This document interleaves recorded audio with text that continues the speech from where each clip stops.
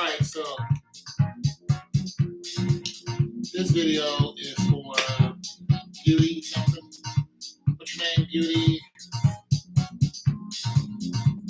Beauty. Hold on, let me see if I can get your name.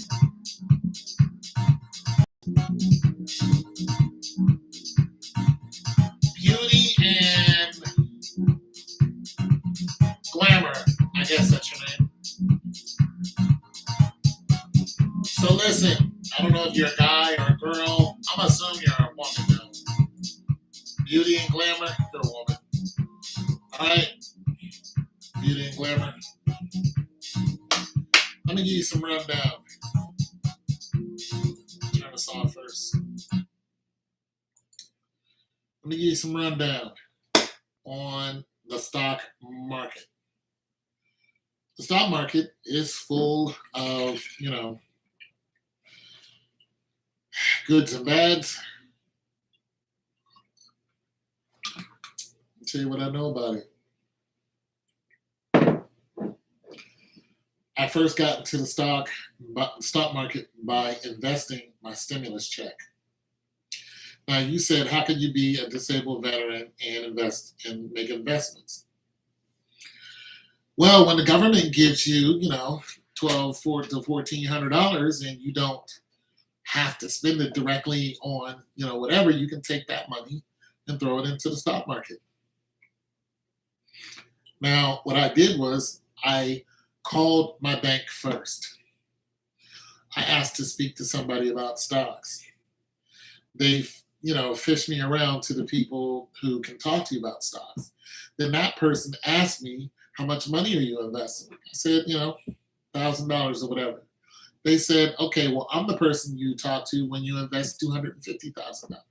I said, well, I don't have that. He said, well, not yet.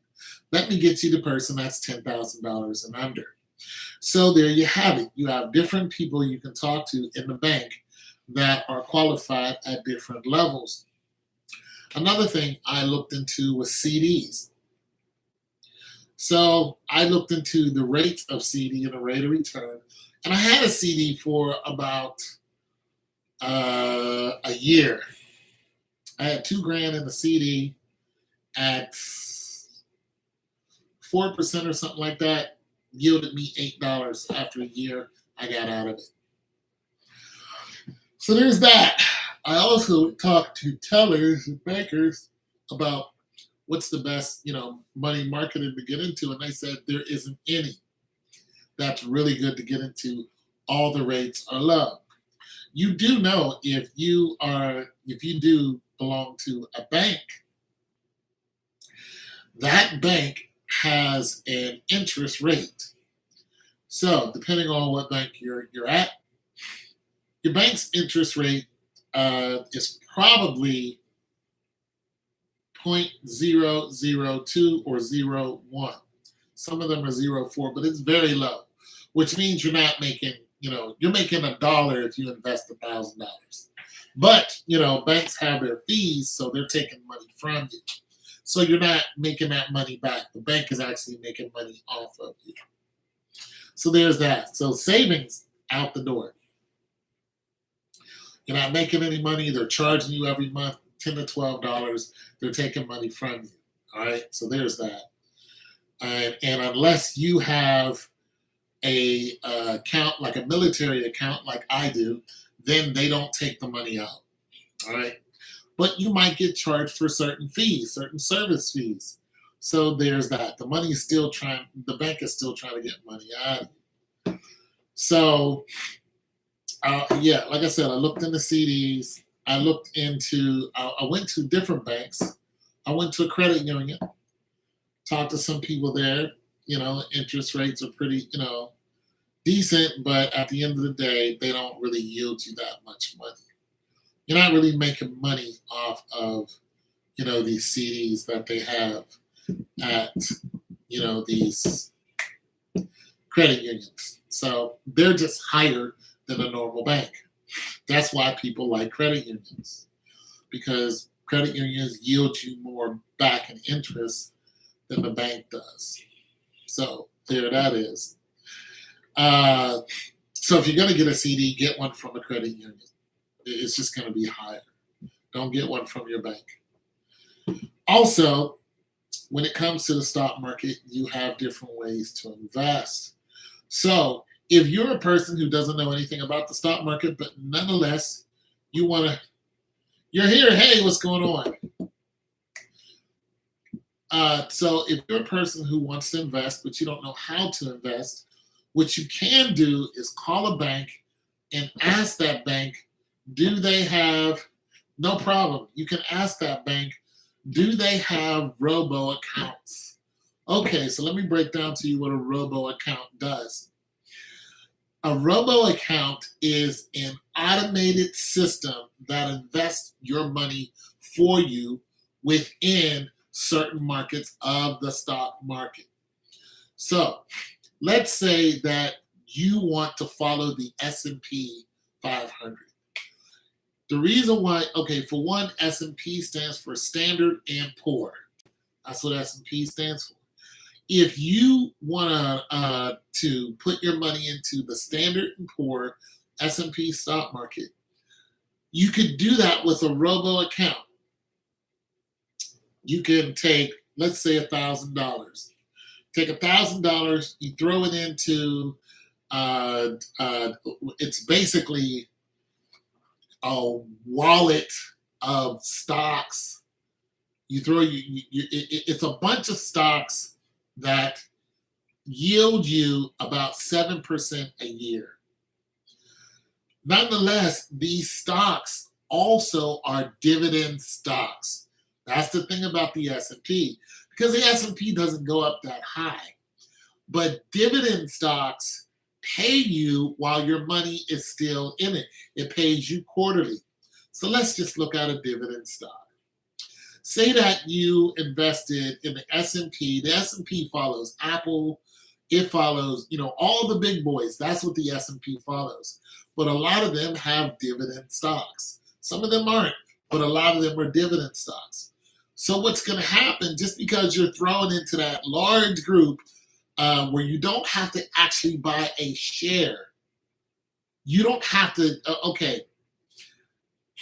you took an individual stock, let's just say ABC Company. They were selling their stocks for $2,000. You only have $1,000. So could you buy ABC? In your head, you're going, no. But that's not true, because you can buy part of the stock. You can buy $1 worth of that stock of ABC. You can do that now. Before you wasn't able to do it, but now you can buy shares of a stock, because if I buy $100 worth, you buy $100 worth, and then 20 other people buy $100 worth, that makes up one stock of ABC at the price of $2,000. This is why people can go into Cash App, Webull, Robinhood, and they can say, boom, I want to put so much money on this company, but they might not have it all. So you can also say, instead of going for one stock, I want to put my money on a bunch of stocks. That's where the S&P comes into place. The S&P operates like the 401k. If you know people who have a 401k and they're like, my money's good, it's in a 401k, it's basically following the S&P stock market. That's what it's doing. So their money is making money slowly while their money is sitting there. And they're building up that money. It's making money slowly while it's sitting there. Now, there are different kind of stocks that you can invest into. So let's just say you wanted to look at some individual stocks, right? There's a way of reading stocks to see what they're doing. There's a bunch of technical math stuff that you can get into, which I don't. But I'm going to give you just a smear. I'm going to just smear it over. So let's just say I wanted to look at a mutual fund. A mutual fund meaning everybody can get into that. Or I wanted to look at just a stock. So ABC Company sells oil. When you look at ABC Company, you go, okay, ABC Oil. You see their, stations all around town all the time. You're like, yeah, I know ABC Oil. They do their thing. Then you can look and see, where they're at, East Coast, West Coast. And if they're all over the place and in different countries, ABC is doing pretty good. Now you can look at what ABC is going to make this year, and look at what they made last year, and you can get all off into that. Or you can look and see if ABC grew or not. So you would take, what you would do is you would, if you had Cash App, you go into your Cash App, you would look up ABC Company, and when you looked up ABC, you would go, let me see what you did last year. Then you go, let me see what you did last week. Then you go, let me see what you did for this year so far. You can even look at what they did for the month. So let me show you this. This is one of the ways you can technically start getting into what you want to invest in. Because you can go food, electric, you can go different parts of the oil process. You can go midstream, the MLP, ALP. Those are the people that are in like the transportation. They transport oil and stuff like that. Those are midstreams. You can get into things like a REIT. A REIT is basically people who, it's property, it's rental property. You're on Cash App. Looking, okay, so you're on Cash App, so let me show you something. Okay, so go into the stocks. So you should have a part where it says Bitcoin, and you should have a part where it says stocks. You go into the part that says stocks, you can go and you can look and you'll see banking finances, business services, energy, ETFs, food, health, so on and so forth. There's a whole bunch down here. If you just scroll down, you can see. And let's just say you pick one. So tell me the one that you pick that you're interested in, and then I'll tell you what you're looking at. So basically, see there? See all of those? You can pick one. So you can just go into one, boom, and it's going to show you all of these companies. You just scroll down and look at all these companies. All right, so you chose Coca-Cola. Cool beans. That was under food, right? Let me catch up to you. Business, energy, ETFs, food and drink. All right, Coca-Cola, cool. Chose Coca-Cola because they've been around for a while. Okay, so what Coca-Cola did today is it went up 1.31%. That's Coca-Cola, that's what it did today. You can also go, well, what did you do for, this week so far? Boom. That's what it did for this week so far. It went up 0.31. What'd you do for the month so far? Went up 4%, 4.36. What did you do for the year? 10.75. And then what have you done since inception? Which is just a ridiculous number. So what you're really interested in, because you're looking at Coca-Cola, and I don't think Coca-Cola gives dividends, but if you scroll down, it'll start telling you more about the company Coca-Cola. You scroll down and it says key stats. So it tells you how much it cost to buy a share if you bought a whole share. But you can buy pieces of a share. You can spend $5, $10, $50, $1. You can't spend 50 cents. But from $1 and up, you can say, I want to put $1 on Coca-Cola. Then it tells you what its market cap is, revenue, how much it's making. It tells you about its revenue growth. So it's grown 11%. It tells you its profit, net profit. And then down here, it shows you annually and quarterly, fiscally, what it's been doing, which is also good information. And if you keep going down,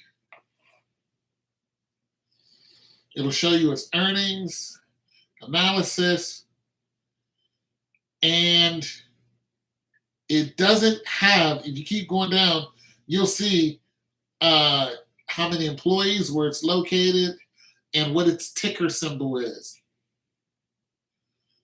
Its ticker, yeah. At the bottom, it'll say stock symbol. So at the very bottom, it says stock symbol, which is right here. It's KO. So let's say you wanted to go to your bank.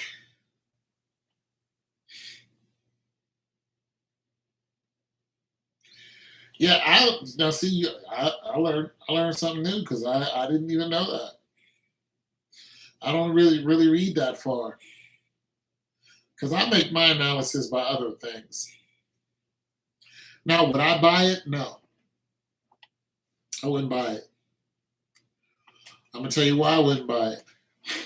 Because it's grown 10%, which is good. It's good. But I like to aim at companies that have grown 60% and more within a year. So those are the companies I aim at.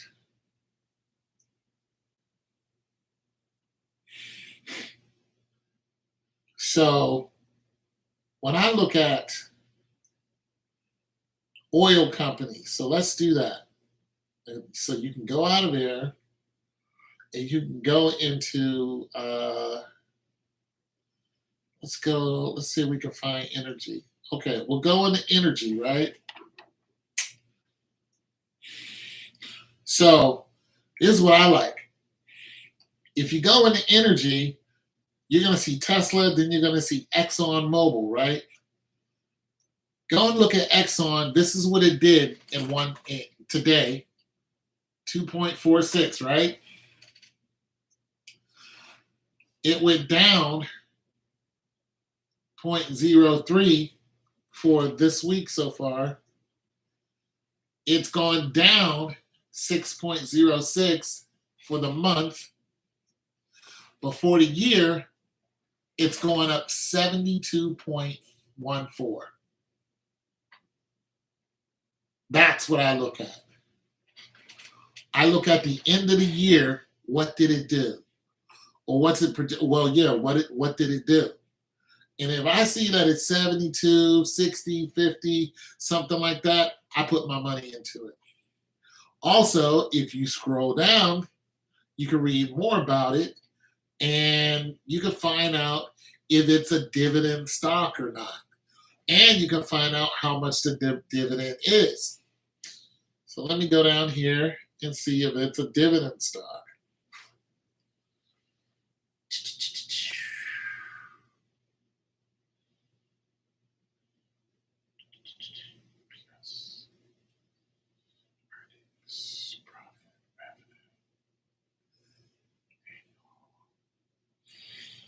That is a no. I thought it was. But let me look at something I've already invested in.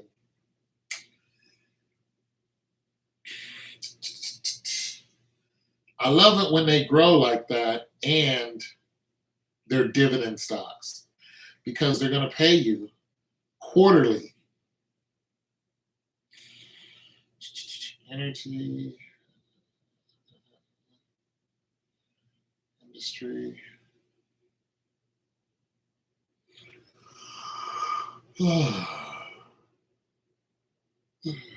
So a dividend stock, revenue. Oh, I'm sorry. You got to flip it over. All right. So yeah, the dividend stock for Hess, which is an oil company, is well the dividend yield 1.6. That's the dividend yield. It pays out quarterly. Let me go back down to energy, ExxonMobil. Let me look at ExxonMobil. See if it's a dividend stock. Thought it was.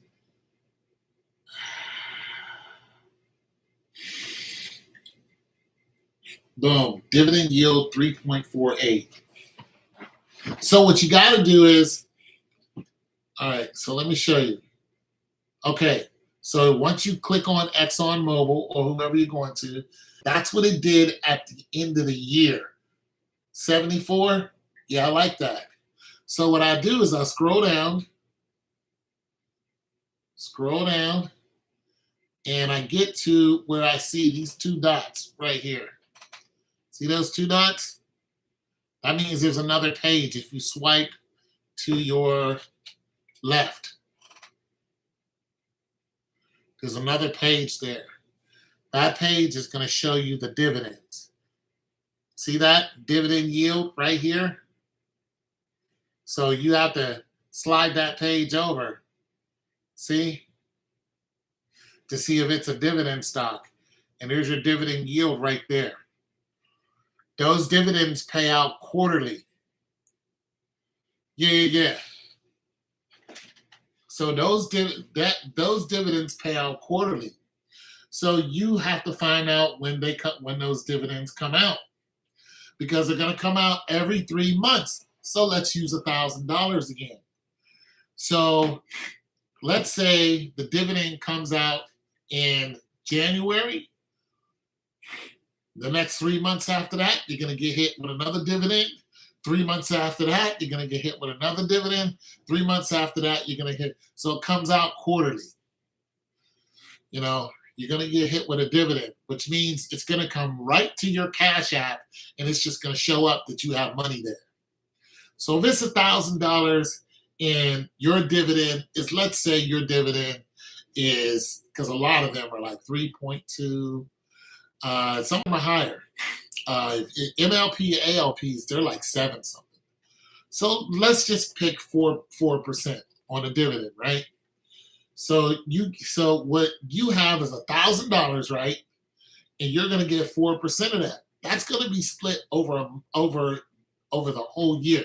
So each quarter, you're not going to get 4% divided by what is it? 4% times. Gotta do some math. You got me doing math. I'm tired.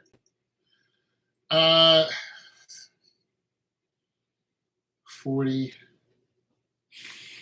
$10. So you're going to get $40 for the year, but you're going to get $10 each time it hits, for each month that it hits, which I told you it's going to hit you 4 times out of that whole year. So if it's at $1,000, you're going to get $10 on January, 3 months later, another $10, or 4 months later, another $10, 4 months later, another 10, boom, boom, boom. That's what's going to happen. And it has the day that it comes out. So you know when you're going to get it. Now, you can just leave your money just like that. And even if the stock is falling, because I've had this stock fall 21% on me before. And I pulled out. I shouldn't have done that. Because I pulled out of it because I wasn't looking at the end of the year. I wasn't looking at what it was doing at the end of the year. I looked at what it was doing just for that month. It just 21%, boom, I lost $240. If I would have stayed in, I would have gained that back plus some. But I got out of it because I panicked. So, but nonetheless, I still had dividends coming in. So if you're not really worried about the stock falling that much, because you know it's going to come up at the end of the year, don't really look at that. Go, yeah, I know the stock is falling. You can ride that out, or you can, get up out of here. But if you do, you're going to lose. you're gonna lose some money. Uh, but nonetheless, it's a good chance it's gonna make that money back, especially in the oil industry. Yeah, yeah, yeah. So the dividends is gonna keep paying you out. And like I said, if it's $1,000, it's like $40. But if you put that in there and you set it and forget it, you know, at the end of the year, if it doubles your income, at least goes up 50%, you're looking at $2,000 plus your dividend. That's what people are really attracted to. Now, let's just say that you don't want to deal with a dividend stock like oil. Let's just say you want to deal with a meme stock. Meme stocks are highly dangerous because a meme stock is something like Bed Bath and Beyond. I've seen Bed Bath and Beyond go up 181% in a few days. I've seen stocks go up 100% in one day. I've seen a stock go up even more than that. But a meme stock is like GameStop. So remember when Robinhood had, that app got in trouble. Yeah, that app got in trouble because a guy committed, he ended himself because Robinhood was playing around with the numbers, and GameStop was behind the whole thing.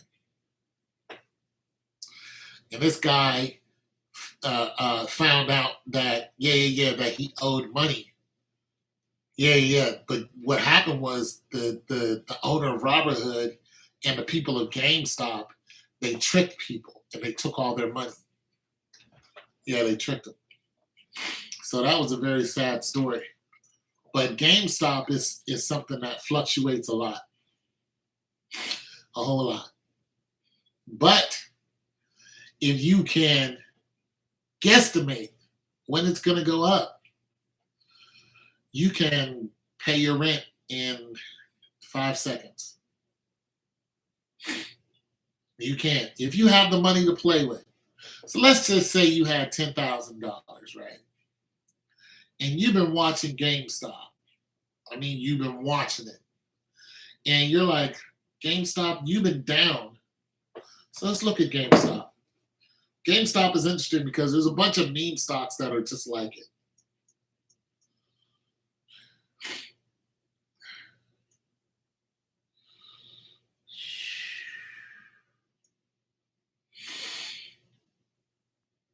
I used to watch it intently just to see what it did.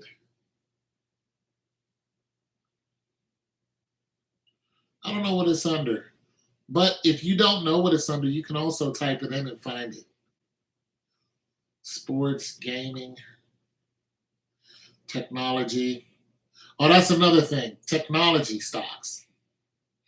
Oh, it's down 34%? Yeah, you search GameStop. Well, let me tell you what's about to happen. If it's down 34%, what you got to do is you got to look and see what it's done for the last 2 weeks.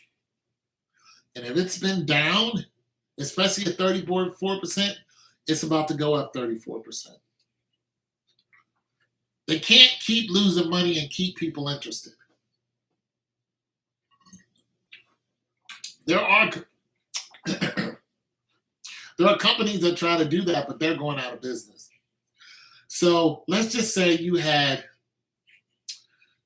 10, 10, and 10 company, right? 10, 10 company is going out of business, but they were a dividend stock. They gave dividend stocks, right? For one thing about dividends is no company has to give them. No regular company. REITs have to give dividends. REITs have to get rid of 98% of their profit. That's when, companies are investing in apartments and stuff like that. Housing. So you can invest in a REIT, they have to pay you out. So let's just say 1010 company was a meme stock. Well, no, was a dividend stock company that is going out of business, but you don't know it. What they do is they say, we will pay you out 15% in dividend stocks if you invest in us.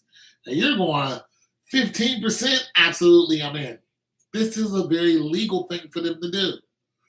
So they go, so you take your $10,000, you invest it in 1010 company. 1010 pays you out your 15%, right? Your $150 split over a quarter. The problem with 1010 is they're going out of business. So when you're looking at your base money, it's constantly going away. Every day, you're just like losing money, losing money, losing money. Now, one of the companies that are doing that right now is Bed Bath & Beyond. Bed Bath & Beyond got rid of a bunch of people, and they're revamping. They're not going out of business, but they got rid of a bunch of stores. And because they got rid of so many stores, people say, I don't want to invest in it. So first they went up 181%, and then they just, boom, sank. I got caught in it when it was sinking, so I lost some money on that. Nonetheless, it didn't break me. Yeah, it didn't break me. So I'm a slower investor now. I look at the companies. I like oil because, let's just face it, oil's not going anywhere. All this new energy stuff is like, yeah, but oil ain't going nowhere. So I like oil. Now, I used to invest in midstream companies, the people who deliver the oil to wherever it's going, because they gave a higher dividend. So I have one now. But I don't have a lot of money into it because I've seen that sink too. But nonetheless, the end of the year is not as high, but it's still in the positive at the end of the year. So I have a little bit of money on one, but it has a high dividend that it gives up. So there's that. I don't really invest in any meme stocks. Not unless, I just don't. I don't invest in any meme stocks. You just lose too much money with meme stocks. So I don't really deal with them. I don't like them. Sometimes, if you want to just put $100 on a meme stock and just try to catch a flyer, you're like, I know GameStop is going to go up. I know it's going to go up. You're like, here's $200. Boom. It goes up, 30, 40%. You just made yourself, I don't know, $200, 40, I don't know, whatever that is. What's 40% of them? 4 times 2 is 8. No, that's not 80. But yeah, it's $80. No, it's not. It's $8. No, it's not. Oh, hold on.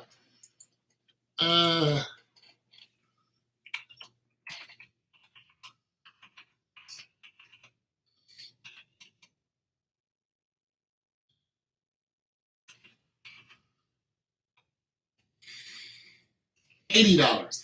Yeah, I was right the first time. So 40%, yeah. So you just made $80. So you know what I'm saying? If it jumps up 40%, you have $200 on it. Boom, you just made $80. Boom, you get right out of that stock. Now you can only trade out of a stock so many times consecutively. Now it's 80. You can only trade. So if you're on Cash App or anywhere, you can only make I think 3 trades in a week consecutively. So there's a whole system to the way to do it. And I've got caught before trying to. Yeah. Well, you have to find. Okay, so to find out what you're going to be doing, you take the amount of money that you have, and then you say, if you want a dividend stock, you look at what the dividend pays. And you can just look up a company and say, what does it pay in dividends and when will it pay? They'll tell you. So if it's 3 or 4%, you just do the math, and you have $1,000. You already know what it is. It's $40. You know what I mean? You're gonna make $40 for that year. Well, you could lose some money in between that, but at the end of the year, it still might go up 30%. You know what I mean? So, in order to calibrate what you want to do, is you take the amount of money that you want to invest, and you want to keep investing. Also, when you do add money, make sure that you're adding money when the stock is down. Because so if the stock, say you have $1,000 and the stock is at 1.3, it's up 1.3. If you put another $50 in, the algorithm says you invested $50 in the 1010 company at 1.3. So what happens? If it goes to 1.2, you start losing money on your $50. That's what happens. But if you wait until the stock starts dipping, and it will, you might have to wait a week or two, and it starts dipping, and as soon as it drops below 0.00, and it hits negative 0.0, -1, -2, -10. Now it's at -1%, -4, 5%. It just boom, it dived on you. It's at -5%. You buy that stock if you're going to keep it for the end of the year. You say, now I want to put $50 more into, and it already has 1,000. Because you're like, according to what you see, you're losing money because it's down 5%, right? But not really. I mean, you're losing money, but you're like, I want to add $100, $200, $300, or whatever to it. At -5%, now the algorithm says you just invested in 1010 company. You already have $1,000 in. It went down 5%, 5 times 10. Boom. You just lost $150. Because, well, if you had $1,000 in it, you're down $150 at 5%, right? So you're just like, well, fine, I'm going to give you $300. Boom. It says, the algorithm says, you invested in 1010 company at -5 with $300. So now when it starts climbing, you're making money off of that $300. You see what I mean? You're making money off of that $300 because you have $1,300 in it, right? But not all $1,300 is making money off of that -5%. It's the $300 that you put in. Yeah, it's the $300 that you put in. Now that's making money. And when it climbs, you'll see small increments of, as soon as it hits -4%, next thing you know, you're starting to make money off of it. You just made 1% of 300, which is $3. You're like, that's not a big deal. Yeah, well, try that with, $13,000, $14,000. You're like, oh, I see it. You know what I'm saying? Wait until it hits negative, especially if you know it's going up. Boom, boom, boom, boom, boom, boom, boom, boom, boom. Now he's at 4%. You just, what I'm saying? And then boom, 3%. And you'll see it during the day. You'll watch it because the stock market closes every day at 4 o'clock. It opens at 9:30. It's not open on the weekends. And some holidays it's open half days. And you'll see your money going, You'll just see it growing. You're just like, wait, what? Sometimes, like one time what I did is I saw a stock sink. And it was a slow stock. It was a very slow stock, meaning it was a growth stock is what it was. So it was kind of like Lowe's. It's like Lowe's or something like that. Didn't have a dividend, but it was a stock that was pretty much in a positive most of the time. And then one day it sank to like 10, 11%. And I just looked at it and I said, and I looked at it and then I looked at what time it did it. And I'm like, wait a minute, you sank at somewhere around 12:30, 1 o'clock, which means you close at 4. There's a good chance that you're about to start growing from negative 10%. For the rest of the day, you're going to be doing this. You're negative and you're growing. So if you have some money just on the side and you're just like, I want to get in on this. So you say, here's $1,000. Boom. And you're making, if it hits 0, you're going to make 10%. Excuse me. Yeah. If it hits 0 and you got in at negative 10, you'll make 10% of what you invested. I made $600 that day. Sitting in my car. I just knew it was going to happen. I was like, this is about to go up. And I just watched it. I was about to go into the gym and I watched it and I said, boom, here, I'm going to give you $4,000, $3,000, whatever I gave it. Boom. I gave it some money. Boom. Went in and worked out. When I came back outside, $600 to the good. Just like that. Just like that. So there's money to be made if you know what you're doing, if you take your time and study it. But I've lost thousands of dollars too. But I had fun doing it. I learned. I lost a lot of money in the stock market.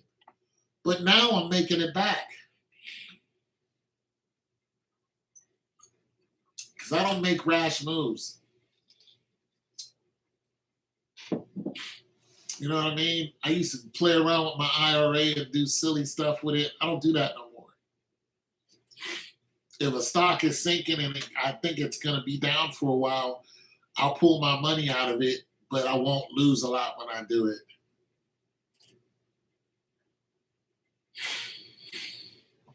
Yeah. It's a good way to make money. And listen, if you don't want to be, like I took a risk and I lost. You know what I mean? I lost. I mean, at one point I was doing almost $300 a day because I invested with Moderna. And then I lost a bunch of it. You know what I mean? Because I didn't know what I was doing.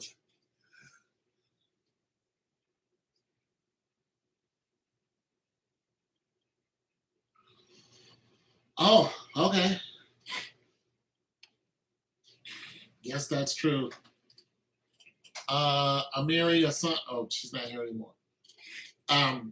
But yeah, so I lost a bunch of money in the stocks, but now I'm getting it back because I don't make rash decisions anymore. You know what I mean? So now I have some stocks that are just, they're oil stocks mostly.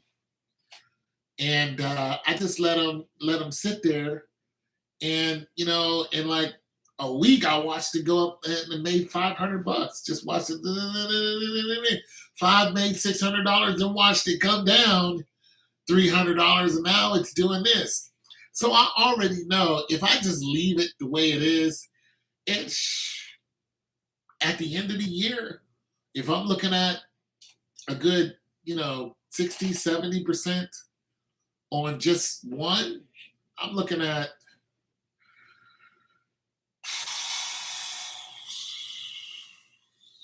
$7, $8. Wait a minute. Somewhere around, I don't know, $1,000. If I just let it sit there, that's on one of my stocks. So, yeah, just let it sit there. Because it's growing, it's growing, the oil's growing, and it's going to give you dividends. So you just let it do what it's doing. And I have a couple other stocks I might have, I got one stock I got $6 on just because I want to see what it's going to do. I just wanted to see how it was going to, because I saw it going up and up and up and up and up, and I was just like, I'm going to give you $6. So I just gave it $6 to see what happened, and I lost $3 of it. Because I'm like, I don't want to take a risk on you that's big. I just want to see what you're going to do. But if I just leave that money there, and it grows, you just sometimes I'll take a little bit of very little money and put it on a stock. But for the stocks that have dividends in them and I know they're gonna grow at the end of the year, that's where I put, good money on. I don't like to put money into the bank and keep it there because it just sits there. I like to put my money on a good stock that's going to give me dividends. You know what I'm saying? And I like energy stocks, so I kind of stay right there. And like I said, there's all kind of stocks. There's just all kind of property stocks, REITs. If you're into housing and stuff like that, and people buying up all these housings, REITs have to issue you dividends. They have to. Like I said, a REIT has to get rid of 90% of its profits, so they have to issue it back to you. The problem is REITs, they're too up and down for me. So I don't really like REITs that well. And the bank gives other people loans, gives no interest on the account to the account holder. Well, the bank loans out your money. That's what they do. They loan out your money. You know what I mean? And it's not like you're benefiting from the money. You know what I mean? You don't even know what's happening. They don't like to keep money in the bank. If you go to a bank and say, I want my $100,000 up out of there, you're going to have a long conversation because they need to go and get that money. You know what I mean? And don't fool around and say, I want my 9-10 million up out of here. It's not going to happen. It's going to take them a long time to get that money. You know what I mean? So, but nonetheless, like I said, some banks have robo accounts and some don't. Now, if you go to US Bank, they do not have a robo account. I'm sorry, they do have robo accounts. I forgot which one it was. Okay, so here's what I did when I was asking about the robo account. So banks that have robo accounts, they have different barriers to entry. So US Bank has robo accounts, but you have to invest $10,000. So they start off $10,000, boom. We'll go ahead and set you up with a robo account. Once again, this is an automated account that invests for you. And it shows you all of its investments. Like I said, it's kind of like a 401k.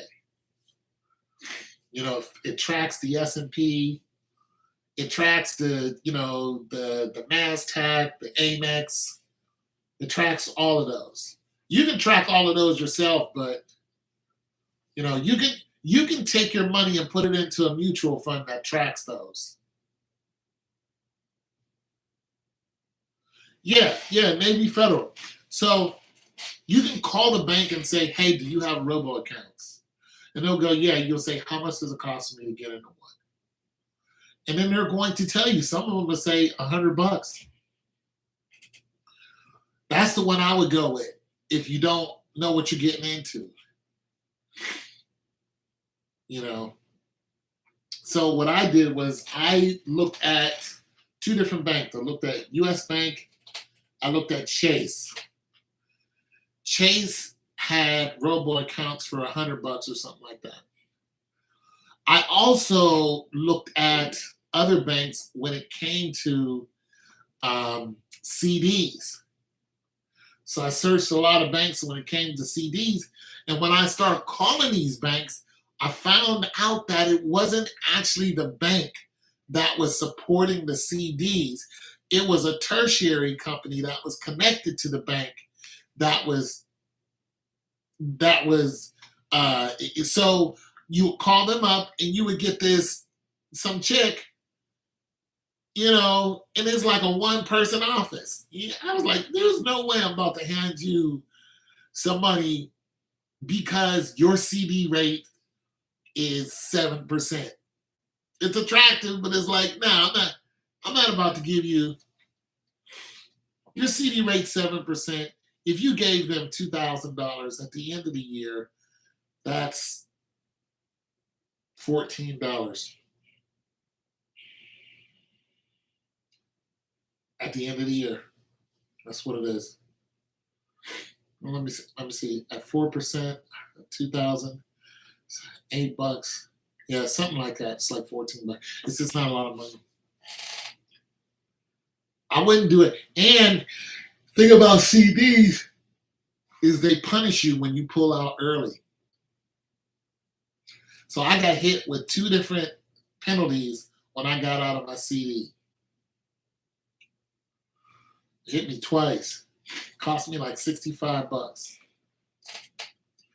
I was like, never again.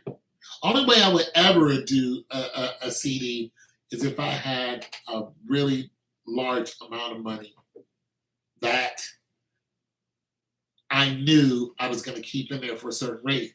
So the thing about CD is the promise that you make to the bank. If you break that promise, they penalize you for it. So let's say you wanted a CD that was at 4%, which is 0.04%, right? And you put in $50,000.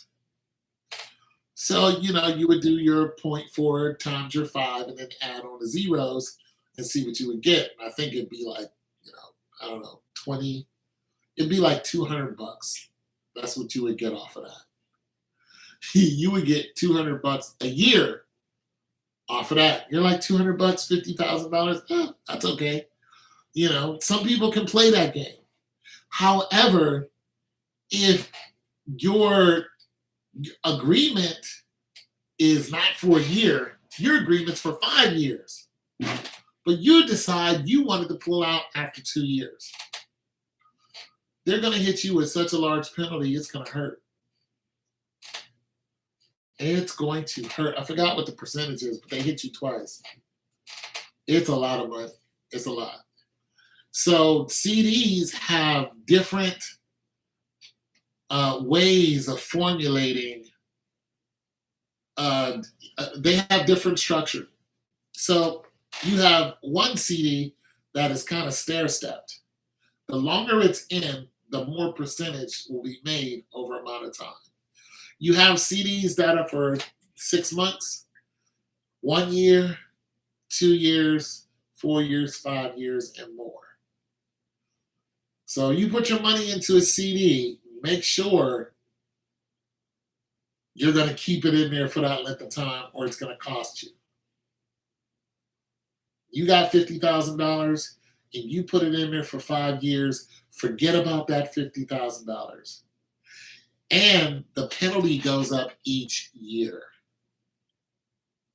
So if you wait till the 4th year, you're probably about to lose $10,000. You're going to lose a bunch of money if you wait till the 4th year. You are. So if you want to get out of it, get out in the 1st year, take your talking to, and bounce. You got any other questions about investments?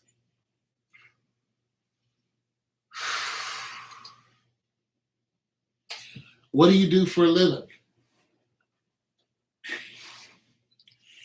What do you do for a living? Let me ask you something. Let me ask you this, because you got beauty and glamour, so you're probably a woman. You're probably doing hair and makeup and all this. Let me ask you, probably got your own company. A lot of you women are doing good. Let me ask you though. You got your main income, which is probably your little company or whatever, right? Let's just say you're doing $60,000 a year, your company. Just throwing it out there, not asking, just throwing it out there. You're a veteran. Thank you for your service. You might be getting a little check from them. I don't know. Let's say you get a little, injury check from them, a little disability, 20% out of them. So it's about, 200. Yes, ma'am. So let's just say you get 230, 240 out of the military, right? You're not spending that military money. You're spending the money on your job, your hustle money, right? You're spending that. It's a rhetorical question. So what you do is you take your 230 that you're making and it's coming to you automatically. So you look at your bank and you ask your bank about their investments or how to invest and ask them about a Roth IRA. Now, here's the thing that people get confused about with Roth IRAs. There's IRAs and there's Roth IRAs. One is taxed before, one is taxed after. Roth IRAs are the better choice. One is okay. So if you get a Roth IRA, that also tracks the stock market. But here's the thing: what people forget, they'll get an IRA, but they'll just put money into the IRA each month. But they forget to choose a stock. It doesn't automatically choose a stock for you. It's not a robo account. It just sits there. You're not making money and you're not losing money. It's just sitting there. And that's fine but now it's more of a savings that isn't getting touched by penalties. It's just sitting there. So unless you choose a mutual fund, some type of plan that you want the system to start choosing from, then you're not making or losing money. It's just sitting there. And some people don't know this for years. They're just like, I keep putting my money in here. I know it's doing something. No, it's not doing anything. You're just putting it in there. When you look at it, you look at all the money you put in there, it equals exactly how much you put in there each time. It didn't do anything. So you didn't lose or you didn't win. Now, if you wanted to win and they say, hey, track the S&P, you would, put your money into some type of fund that tracks the S&P. And now each year you're getting 7 to 10%. So you're winning. So because when you put your money in a Roth IRA, it calibrates for you where you're going to be at so much time, according to how much you put in and according to what you invest in. So it says you're tracking the S&P, you're going to get 7 to 10% of your $1,000, but your plan is, okay, take your $230 from your military payment. So what your plan is, I'm just going to take $230 each month, and I'm going to automatically put it into my Roth IRA. Boom, boom, boom. Well, you have to make sure it's on some type of stock to where it's making money. Or it's just going to be 230, 460 and up. You know what I'm saying? That's what's going to happen. So yeah, you got to make sure you do that, and then when you look at it, you'll see it do one of these numbers. It'll have a chart that shows you if it's going up or down. Yeah, it'll show you a chart on what it's doing. If you don't see that chart, it'll show you a chart of the money you're putting in there. Say now you have 230, now you have 460, now you have boom. But if you don't see it doing anything else, it's just counting the money that you're putting in there. You got to go in, choose a stock, choose a mutual fund, use a ticker number. Coca-Cola is KO, and say, I want to buy this stock. Boom, you buy the stock. Or you look at a mutual fund. I want to buy this mutual fund. You buy that mutual fund. They're going to say, this is how much this mutual fund is. It's $56. How much? And then they're going to say, you can buy 17 of these with the amount of money that you have. You go, boom, buy it. You buy 17.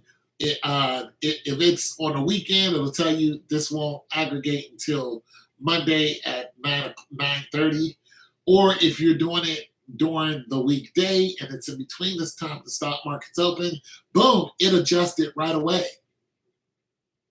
Right away. It has a couple things you need to read, and then boom. As soon as you hit that button, you just invested in it. So you need to know whether the S&P is up or the S&P is down, what it's been doing, so on and so forth. Just stuff you would have to look into before you push that button, or you will lose money immediately.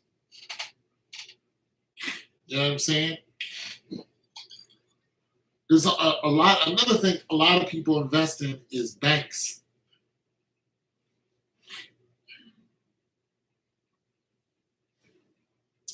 And the banks that people invest mostly in are Canadian.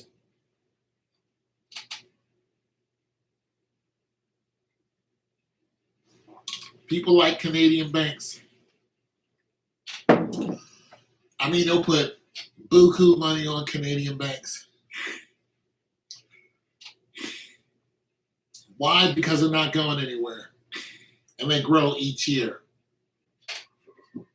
It's not like a company that's going to fall out. And there's some banks that will fall off. Like, that's it. People like banks. And some of those banks give dividends. So if you look at something like the Royal Bank of Canada, yeah, it's going to give you 3.2. So you got people who throw a lot of money at those banks. They're slow growers, but they give you dividends. Even if you start losing in the principal, it still comes back up because it wins at the end of the year. It's just something to think about. Like I said, I don't know how much money you got. I don't want to know. But what I do, what I try to advise you is you to do some reading and asking around before you buy anything. And then when you do finally figure out what stock that you want, test the market first. Like, really watch the market. Okay, so I was talking to somebody about stocks about a year ago. We were having a great conversation. And it was a young lady, and she said one of her favorite stocks that was doing good for her was Family Dollar or Dollar Tree. Dollar Tree was doing good for her. I looked at Dollar Tree. Dollar Tree was doing 70% at the end of the year. 70%. You know what it's doing now? 7. It tanked. I have no idea why. I got caught on the ass end of it, so I lost a little bit, but not much. I was watching it real close, but I'm still watching it. You can also watch stocks without buying them. You can just follow them. But this is where it's at now. This, at the end of the year, it's at 2.37. It sank. That's what it did. Now here's the thing. Today it's up 1.34. So what might happen? Okay, this week it's gone down 2.08. This month it sank 13.6%. That's a lot. And right now it's up for the year 2.37. It just tanked. And I was like, nah, I don't want to do this no more. So I put most of my stocks in the oil. Because even if oil, a little bit, they still. Now here's the thing about that. Here's the thing about this. If I read okay, when I see something like this happens, where that's a lot. There's a couple things going to my head. I need to look at the news. So let me read this. They went up to regular dollar store prices. See, that's what I'm saying. Something happened. And when something happens, it affects the stock market. So whenever you see a company lose a bunch of money, especially at the end of the year, and that's a growth stock, that's not a dividend stock. That's a growth stock. Growth stocks usually don't do that. Growth stocks usually stay growing, they stay on course. So here's a couple things about that. You can go, okay, they're no longer Dollar Tree. Now things are $5. Now you're looking at, when it comes to investing, people aren't, they're pulling away from it. So it's losing money, right? They're pulling away from it. Now, if they're still in business, and they haven't closed a bunch of stores, then guess what's going to happen? People are going to get used to paying $5 when they were paying for $1 at one time. See, the reason why they did this is because of inflation. They had to do it. So if they're not going to close a bunch of stores, their stores are still open in your regular neighborhoods and stuff like that. You're just like, well, you guys aren't going anywhere. You know what it's time to do? Time to buy. Take yourself $500, $500. Boom. We'll take $500, put it on Family Dollar. You guys aren't going nowhere. You're not closed. People are going to get used to paying $5 because $5 is the new $1. Right? That's what inflation does. $5 is the new $1. So you're like, Family Dollar ain't going nowhere. Now it's Family $5, no big deal. Once people get used to it, you invest in it, boom, you're going to see that end of the year go right back up. $5 is the new $1 now. Everything's up. Food, rent, everything is up. Family Dollar is going to catch up to it. But they got to go through these growing pains. If they're not going anywhere, put $500 on them. Just let it sit there and see what happens. Your $500 goes up 70% at the end of next year. What's 5 times 7? 35? That's $350 in your pocket.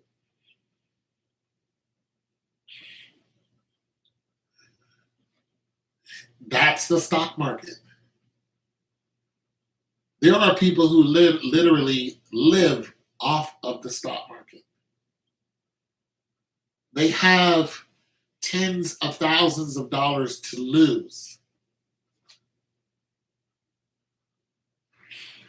because they have their basic money, their stash, and then they got their play money, but they're so good at the stock market that even if they lost 50% of what they have, they're not in dire straits. Now, there are other people who are the complete opposite. They have so much invested in the stock market that whenever something happens, like the Bernie Madoff case, people were getting evicted. They were losing everything because they had so much money invested in Bernie Madoff because he was supposedly investing in the stock market, but he wasn't. So they were getting a percentage of what they put in but he would promise them a ridiculous percent. But since everybody heard of him and heard he was offering 10, 12, 15% on a return, why if you're, somebody who lives in Long Island, you're not poor. You know what I mean? So if you got $100,000 you want to invest, you took it to Bernie Madoff. You took it to his team of people, and you gave him $100,000. You know what he did with that $100,000? He looked at the list of people that he owed, and he looked at when he owed them, and then he divided that $100,000 up into payments of people that he owed for his next payment. And then he would pay them. That's what he did. And so many people kept coming to him and doing the same thing. He never ran out of money until his son squealed on him. Then people figured out it was all a lie.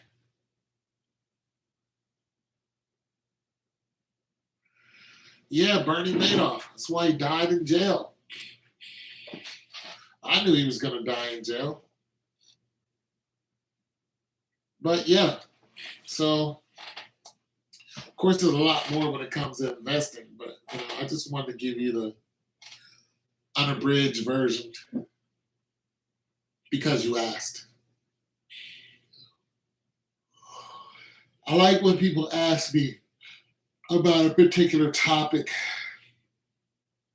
Gives me a chance to not so much give them my opinion, but give them the facts.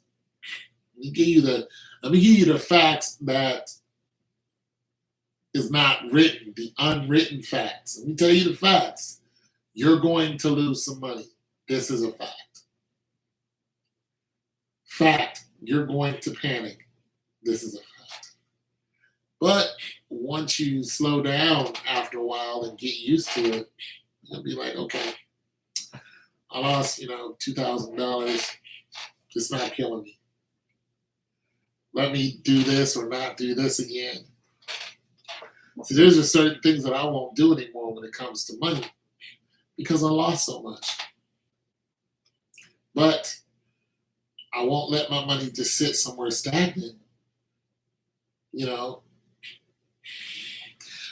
Okay, so my hustle. Okay, so what I do is my hustle that I have, I sell appliances, right? So I'll get an appliance, I'll fix it, I'll flip it. Or sometimes I'll just find it and it's already good and I'll flip it, right? I sell it according to the market value. So let's just say I'm on Craigslist or I'm on Facebook marketing and I'm looking for a washer, especially a washer. People can get by without a dryer, but not really a washer, right? I see somebody has a washer and they say, this is what's wrong with it. It won't stop draining, blah, blah, blah. So what I do is I contact that person and I ask them, what kind of washer is it? And once they tell me what kind of washer it is and I can see what it is, I'll go ahead and YouTube that washer and YouTube the problem with it. And if the parts for the washer are feasible, so let's just say it needs a new pump, right? It needs a new pump on it because sometimes that's a draining problem. If it needs a new pump, the pump costs $79.99. That washer, plus for me to acquire the washer, they want $50 for it. Shoot, that's 80. That's already $130. The market value for that washer is $150. I'm not going to make any money. I might make $20 off of it. So I won't bother with it. But let's just say that something's wrong with the hose. It's a draining hose. And they know this is the problem, but they just want a new washer. So I'll go, boom. How much does it cost? $50? I'll give you $40 for it. Done. I go get it, boom. I already know how much a draining hose costs. I'll put it in my kitchen. I'll take it apart. Boom. Put a new draining hose in it. Boom, bam, boom. Boom, bam, boom. Then I'll run it for a few cycles. Make sure it works. Post it back on Facebook where it was. I'll post it right back there for the price, for the going market rate, plus whatever I put into it. So if I pay $30 for a hose, and I know that this washer is going for $150, I'll try to flip it for $180. Just so I can still get $150. Then I'll take that money if I don't need it for anything, which I usually don't. If I don't have anything coming up that's I need it for this, then I'll take that money, put it in the bank, find me a stock that I like. Boom, here's $150. And just let it sit there and forget about it.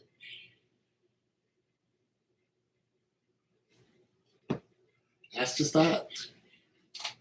Now, if I had a part-time job or something where I was doing like 2-3 grand a month, I would invest all of that money. If I started making 2 or 3 grand a month, I would take 2 or 3 grand a month and put all that money into. I put it all on oil. I would. I put it all. I put it. And I'm gonna tell you something. I would put it on Exxon. I would put it on Hess. I would put it on maybe Marathon. I put all that money on oil because all of those companies right now, at the end of the year, they're in between 69 and 90. Every single one of those companies. They're banging right now. So I would take, thousands of dollars and just boom, boom, boom, boom, boom. Plus, I would be getting a dividend off of all of them. So just imagine at 2 months, 3 months, you got $6,000-7,000 on one of them. You're getting your dividend, which is going to be somewhere around 3.2. Do the math on that. It's $200. That's what you're getting a year off of it. Now you're getting your $200. It comes right to your Cash App. You can take it and cash it, or you can invest it back into one of those companies. And if you don't really want a lot of money sitting there on your bank, you take it and you invest it right back into the company. You go, boom, in April on the 16th, you're going to see Cash App is going to send you some money. 200 divided by 4, they're going to send you $40, whatever that is. $50. $50, right? They're going to send you $50. You take the $50, you put it right back into the company. And you just keep doing it year after year because it grows. It grows every time you put more money in there. Now it's $50 point, $50 point, until now it's $52. Now it's $62. And it just boom. And that's really the name of the game. So I'm just saying, if you got, I don't know what your financial situation is. I don't want to know because I don't want to be responsible for anything that. But this is what I do. I just don't make a lot of money in my hustle now because of the markets, not the stock market, but because everything, yeah. How when do they know how much to send when it fluctuates so much? Well, you know how much is going to get sent. Unless, okay, so I knew a lady who worked for Ford. She worked for Ford. Ford, for a long time, did not give out dividends, but it's a dividend company. And I was talking to her about stocks. I was like, are you guys getting dividends this year? She's like, I think we are because our company's been doing good. And she hit me up. She's like, we got dividends. For the longest time, her company wasn't paying her. Now, she's been there for some 30 years almost. So she's doing good. She's doing good. Same company. She's doing real good. You know what I mean? But she wasn't getting dividends that whole time. You can look up the company and they'll tell you if they're giving out dividends this year or not. But companies do not have to pay dividends. Let's keep that in mind. You could pick a company, and if it decides that we're not giving dividends this year, you're not getting your dividends.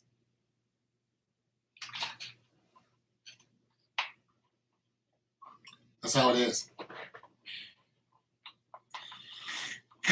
But most of the time, oil companies, you get your dividend. MLP ETFs, you get your dividends. And sometimes big companies don't want to pay you.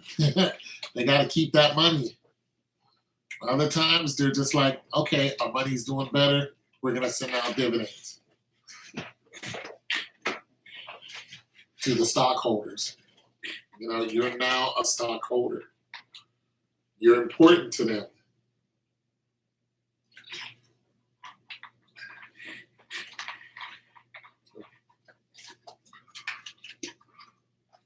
What do you do for a living? You never answered that question. What do you do for a living? Where you from, too?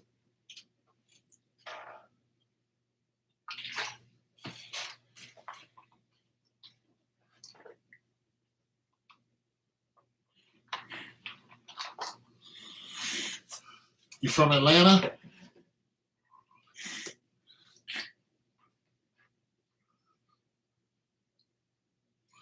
The AT real?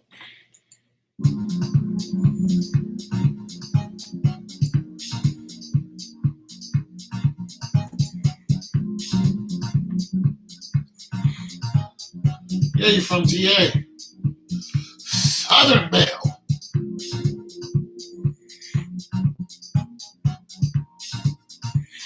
Okay, GA in the house. What do you do for a living?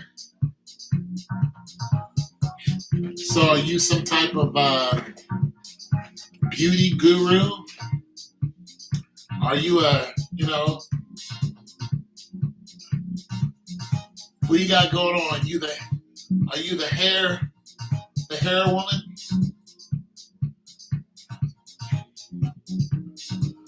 No problem. You a hairstylist? Are you a makeup artist? Beauty and glamour, like what are you? A seamstress? Good money in being a seamstress. I'm gonna tell you something about me that you don't know. I know how to sew. Don't tell anybody. It's between us. Same. I'm gonna tell you something else too.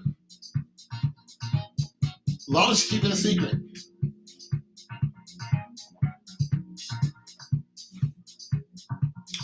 I know how to crochet. Now don't tell everybody now. Don't tell everybody now. I know how to crochet. I'm just saying, keep that under wraps. Your boy knows how to crochet.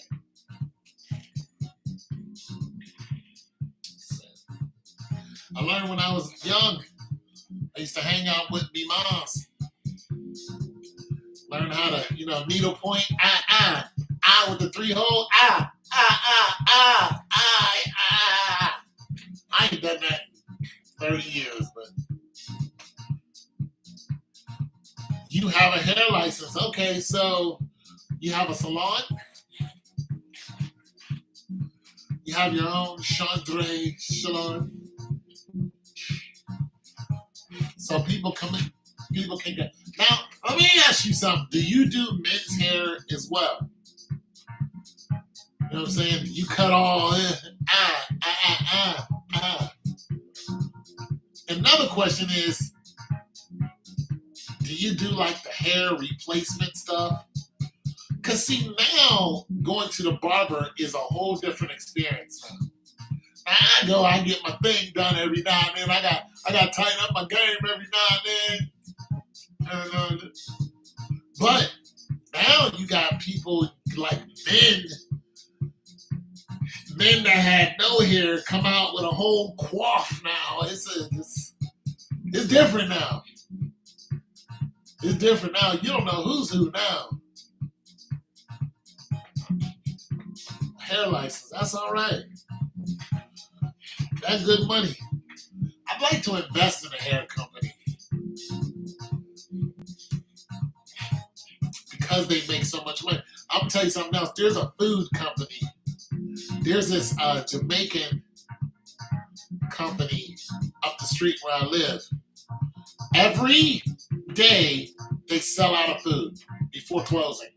Every day. And people travel far and wide just to get their dinners. Oh my God, their food is so good. It is so good. It's ridiculous. Matter of fact, I might go up there tomorrow. Oh my God. Oh, this food is so good. It is so good. But every time I go up there, there's a long line. There's a line. And people will stand there in that line to get those dinners. Like, I'm telling you, it's like that. It's so worth it. And it's in the hood. It's right on 14th Avenue. That's the, shoot, Jerome's in the house, better watch your mouth. That is in the hood. You gotta watch yourself up there. Because anything can happen. And everybody knows it's in the bricks, too. Nobody comes in there stupid. Everybody's like, we know this is the hood, but we about to get something to eat. You go, you get your food. Don't hang around.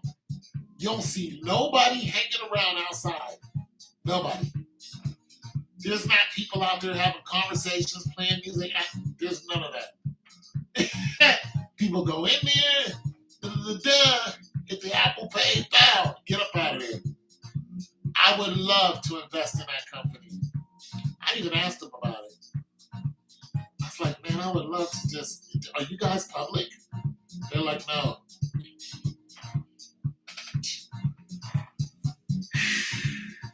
Little companies can go public. They can. I don't think a lot of people know that. Like, you can go public. Your company can go public.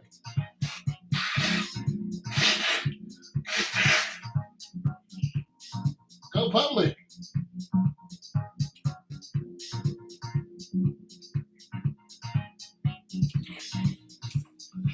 Yeah, go public.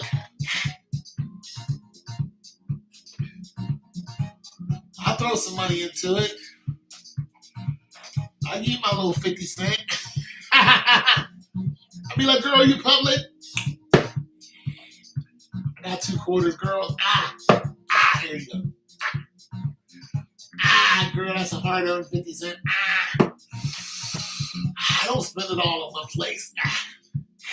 Yeah, man, small companies go public all the time. Small companies go public and big companies eat them up. And the people who invest in the small companies all of a sudden become millionaires overnight because a big company saw them and ate them up. That's how 50 Cent got a bunch of money. He invested in vitamin water. Coca-Cola saw that vitamin water was an avenue that they wanted to get into.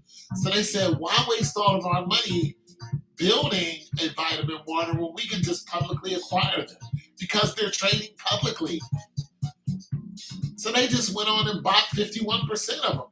That was it. Overnight. Just bang.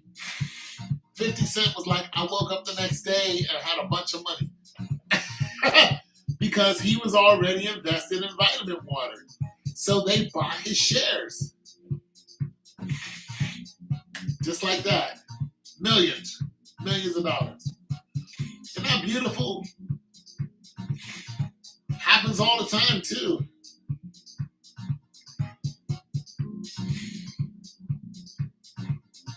As a matter of fact, Bed Bath & Beyond is probably going to get eaten up like that. I'm going to tell you why. Because they got rid of all these people, right? They got rid of all these people. They got rid of all these stores. But they didn't go out of business. Bed Bath & Beyond is still in business. They're like, we're not going out of business. We're just going to fire thousands of people. We're going to close 300 stores all across the nation. Home Depot did the same thing. Home Depot is still alive, right? Home Depot actually, what they did was they super expanded. Because everybody was, Home Depot.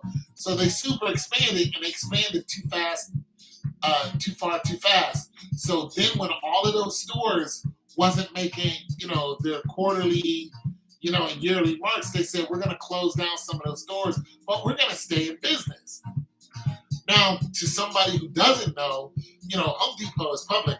So to somebody who's new to investing, you would have looked at Home Depot and said, well, shoot, you guys are closing stores, especially if a store is close to you. You're like, oh, you guys just closed a store down the street. You guys had 5 stores in my city. You closed 3 of them. I'm not investing in you anymore. I'm gonna take my $100,000. I'm gonna get out of it. Well,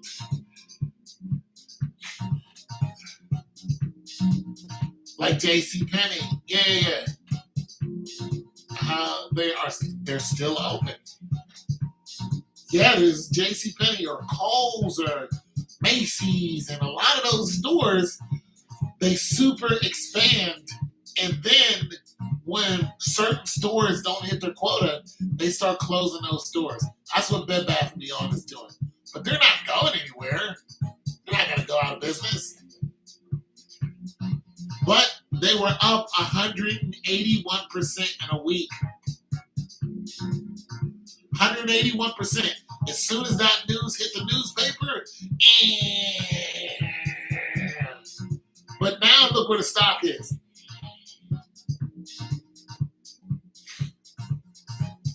Now let's look where Bed Bath & Beyond is. Hell, you probably look it up faster than me.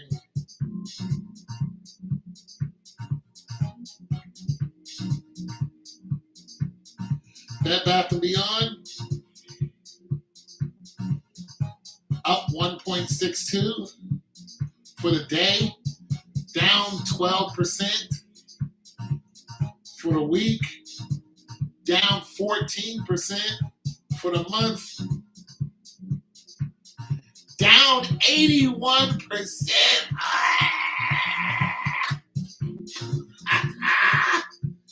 81%. They're going to come back, though. Up 1.62. Yeah, they're going to come back. So what about Bitcoin? Are you interested in Bitcoin?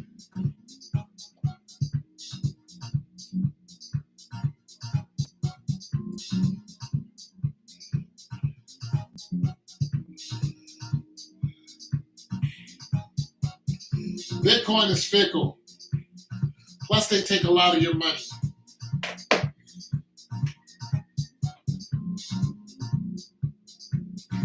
Yeah, I gave him some money. I gave him $10.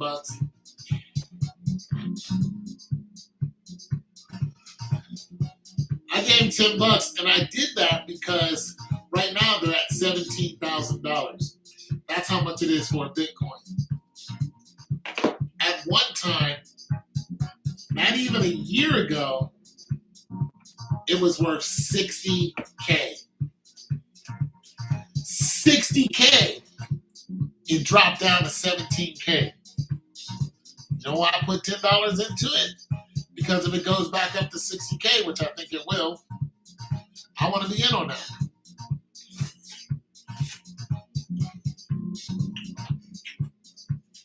So I don't need to, I'm not going to put a bunch of money into it.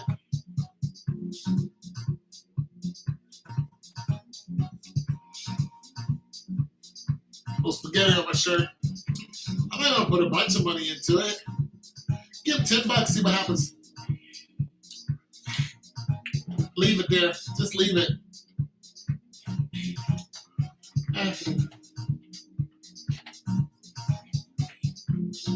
Just leave it. I don't need it. I'll take it back off of there if I need it, if something happens. But at least my money's making money. You got children? You got a husband and children? Got a husband? Boy, Well, there's so many women folks down in Georgia. Y'all ain't, divorce rate is up. There's a lot of single women, man. A lot of single women folk. All that good loving running around.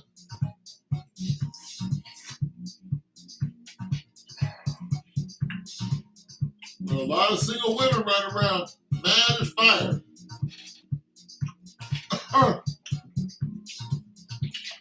Can't buy a boyfriend. Poor Georgia.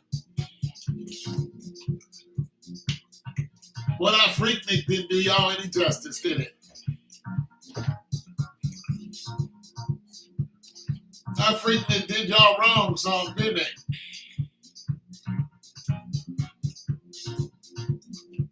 Had all them folk come down there. All them transplants came down there. They didn't want to leave.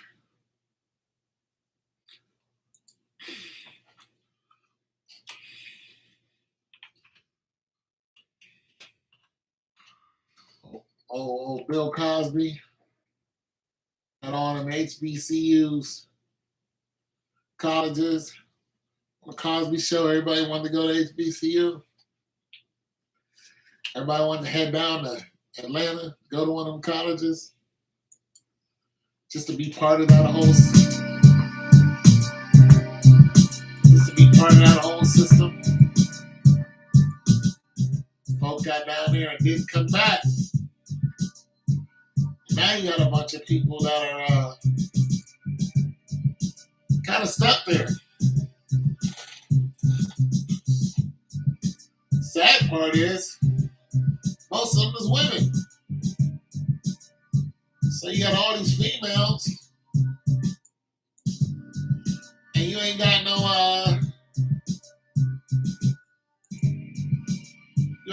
men. You don't have enough men to keep up with the female birth rate. And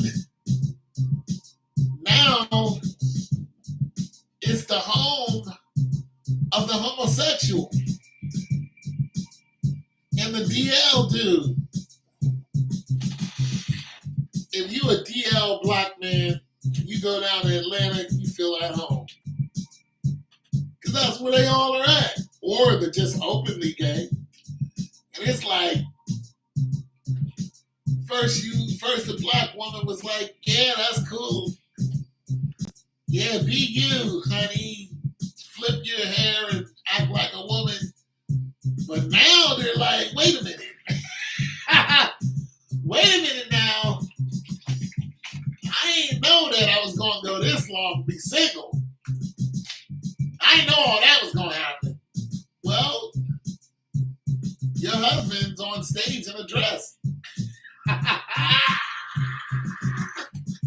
These are the dudes you invited into the hood and said it's okay. Y'all should have kicked their asses straight out. Should have like, get the fuck out of here with that. Get your punk. I should have kicked them out. Anyways.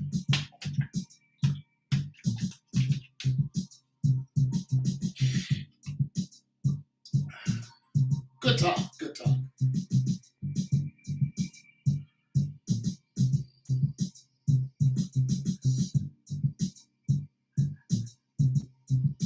Good talk.